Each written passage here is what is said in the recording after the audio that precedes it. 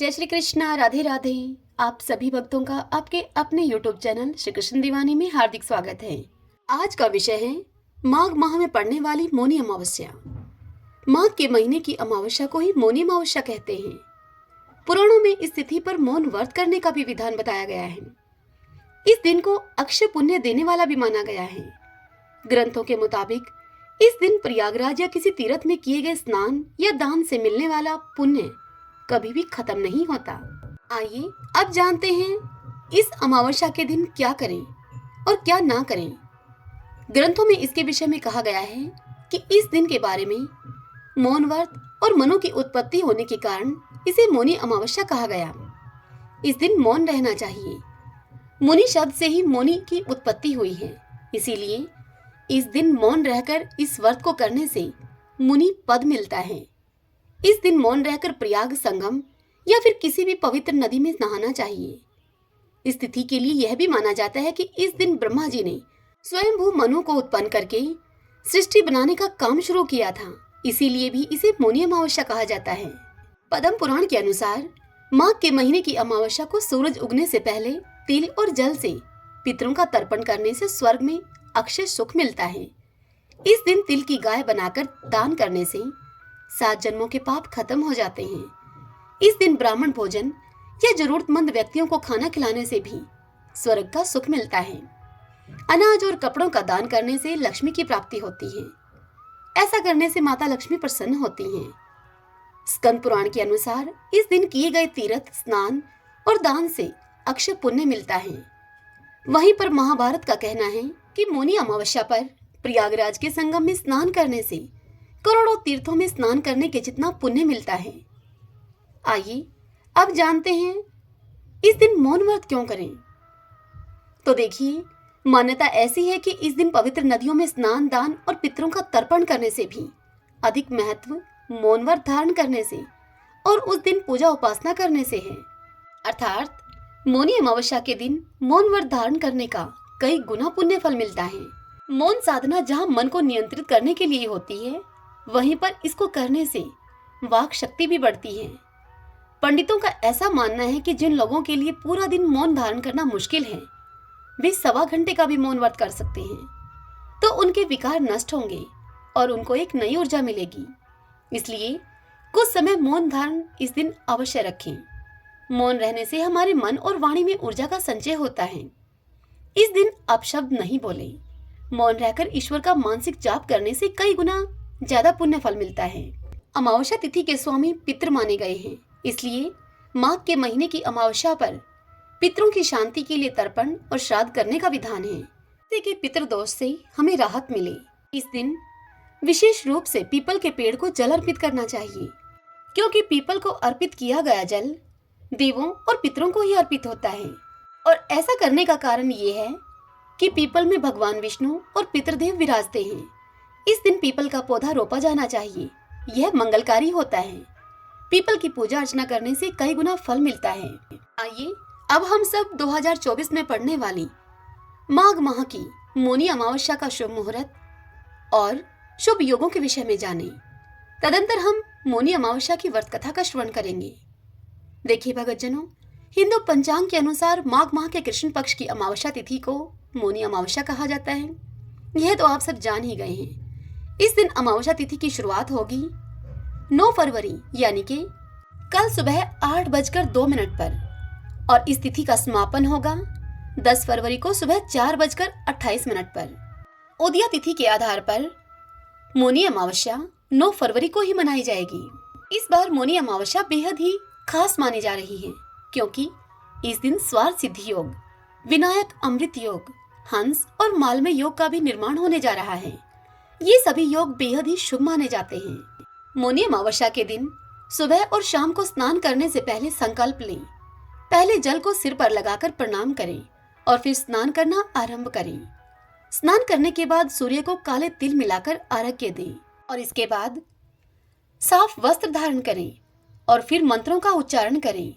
मंत्र जाप करने के बाद वस्तुओं का दान करें।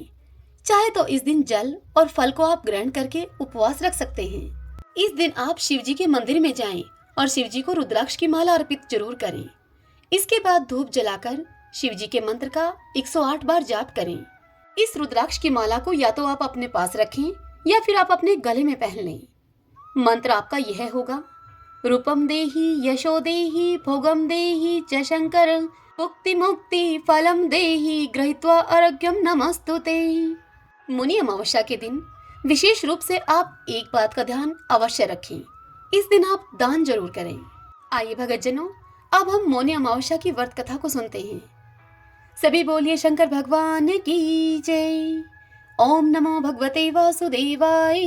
कांचीपुरी नामक नगरी में देव स्वामी नामक एक ब्राह्मण रहा करता था। उस ब्राह्मण की पत्नी का नाम था धनवती और उसकी पुत्री का नाम था गुणवती। उस ब्राह्मण के 7 पुत्र थे।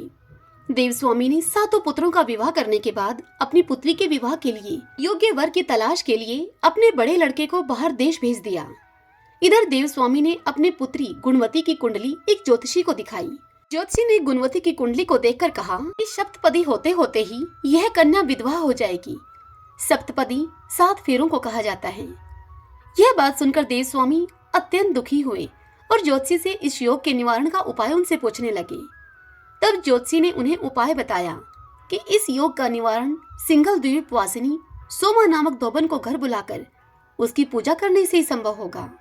ज्योतिषी से यह बात सुनकर देव स्वामी ने अपने सबसे छोटे लड़के के साथ अपनी पुत्री को सोमा धोबन को घर लाने के उद्देश्य से सिंघल द्वीप जाने के लिए रवाना किया।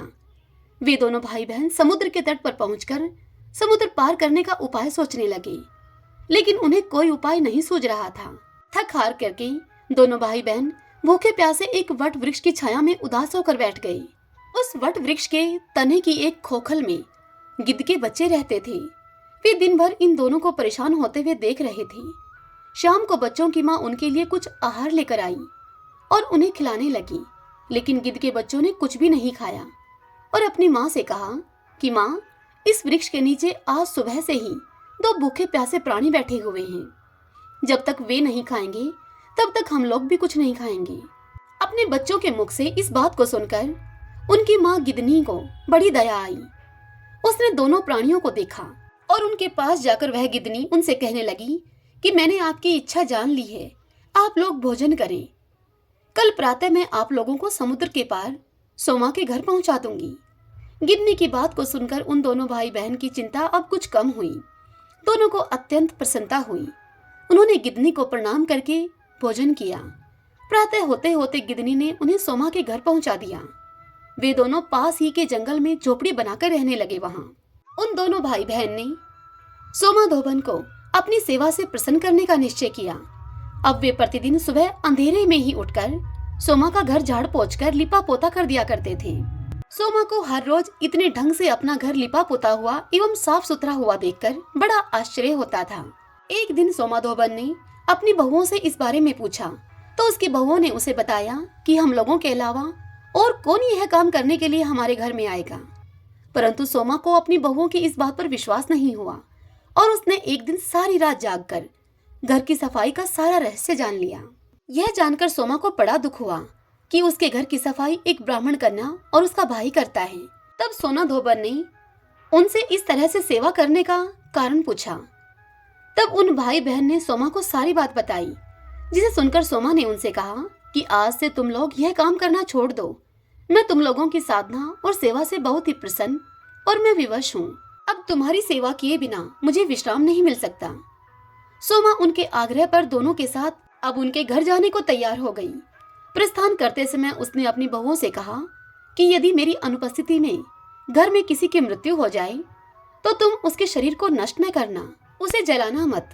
क्षण भर के बाद दोनों अतिथियों के साथ वह सोना धोबन कांचीपुरी नगरी में पहुंच गई। दूसरे दिन गुणवती का विवाह संपन्न हुआ और सप्तपदी अर्थात 7 फेरे होते होते ही गुणवती के पति की मृत्यु हो गई। सोमा ने अपने संचित पुण्य का फल गुणवती को दान करके उसके पति को जीवित कर दिया और उन्हें आशीर्वाद देकर वह सिंघल द्वीप अर्थात अपने घर के लिए रवाना हो गई। संचित पुण्य क्षीण होने से सोमा के पुत्र, दामाद और उसके पति की घर में मृत्यु हो गई। यह जानकर नया पुण्य संचित करने के उद्देश्य से वह सोना धोबन रास्ते में एक जगह रुकी। नदी के तीर पर स्थित एक पीपल के वृक्ष की छाया में भगवान विष्णु का उसने पूजन किया और पीपल के वृक्ष की 108 परिक्रमाएं भी की। इतना करना था कि सोमा के पुत्र, दामाद और पति जीवित हो गए और उसका घर धन धान्य से भर गया। सभी बोलिए शंकर भगवान, माता पार्वती की जय, श्री लक्ष्मी नारायण भगवान की जय। आशा करती हूँ यह कथा आपके लिए उपयोगी रहेगी। यदि ऐसा हो तो इस वीडियो को आप लाइक करें और कमेंट बॉक्स में शंकर भगवान की जय लिखिए। हरे कृष्णा।